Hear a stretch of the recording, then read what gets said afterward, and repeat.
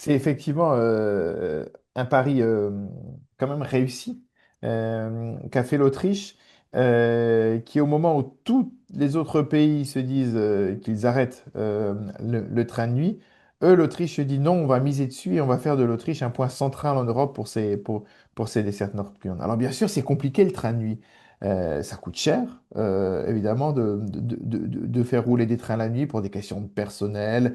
Les passages frontières rend les choses assez complexes dans les dessertes internationales. Vous mettez moins de gens, évidemment, à bord de train de nuit que dans un train de jour. Et puis surtout, un train de jour, vous pouvez le faire rouler sans arrêt, faire plein de dessertes. Un train de nuit, évidemment, il va être utilisé une fois, il va attendre pour repartir la nuit d'après. Donc il y a vraiment plein de raisons qui font qu'économiquement, c'est complexe. Mais il n'empêche qu'aujourd'hui, on voit de réels succès là-dessus. Alors pourquoi on voit des succès? Parce qu'il y a une vraie attente très clairement des clients là-dessus. Les voyageurs et les voyageuses veulent prendre le train de nuit pour plein de raisons différentes. Quand vous montez à bord d'un train de nuit, vous allez avoir aussi bien des jeunes qui veulent le faire pour des raisons un peu économiques, parce qu'effectivement, ça permet d'éviter une nuit d'hôtel, pour des raisons écologiques, bien sûr, c'est évidemment bien meilleur que de prendre l'avion.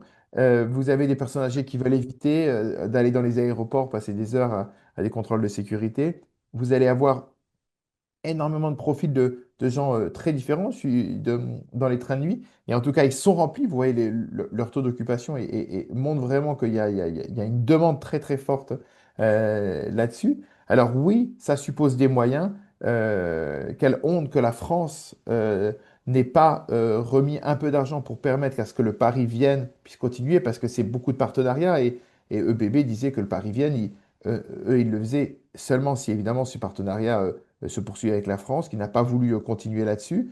Et le Paris-Berlin non plus, mais par contre a été repris par une coopérative. Et ça, un petit mot sur cette coopérative, parce que on parle beaucoup de bébés côté public, mais il y a un acteur privé qui s'en sort avec le train de nuit, et ça, c'est quand même une gageure quand on voit tous les frais investir. C'est European Sleeper, qui est une coopérative néerlandaise, et qui, elle, a notamment lancé un Bruxelles-Amsterdam-Prague, par exemple, qui reprend le Paris-Berlin et qui, notamment, eux, leur modèle économique fonctionne parce qu'ils sont sur de la location de matériel et non pas de l'achat.